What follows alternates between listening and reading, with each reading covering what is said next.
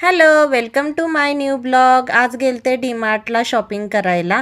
आज लिनिशाला सुट्टी होती म्हणून तिला पण घेऊन गेलते. खरं ती तिथे बोर झाली कारण तिला फक्त तिथला एकच सेक्शन आवडतो, तो म्हणजे टॉईज सेक्शन.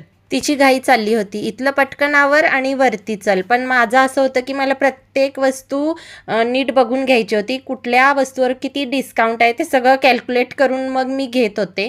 कारण डीमार्टमध्ये बऱ्याच वस्तू खूप स्वस्त आणि रिझनेबल असतात. इथं बिलिंग चाललं होतं आणि डीमार्टला आलोय आणि सॉफ्टी खाणार नाही असं होणारच नाही. इथं ट्रॉली जरी भरलेली दिसत असली तरी गहू वगैरे सगळे खाली होते, त्यामुळे ती जास्त दिसत होती.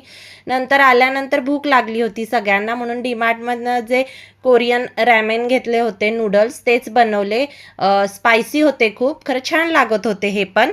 तुम्ही महिन्याचा किराणा भरायला कुठे जाता मला नक्की सांगा कमेंटमध्ये. आणि व्हिडिओ आवडले असल्यास लाईक शेअर सबस्क्राईब करा. भेटू नेक्स्ट ब्लॉगमध्ये. बाय.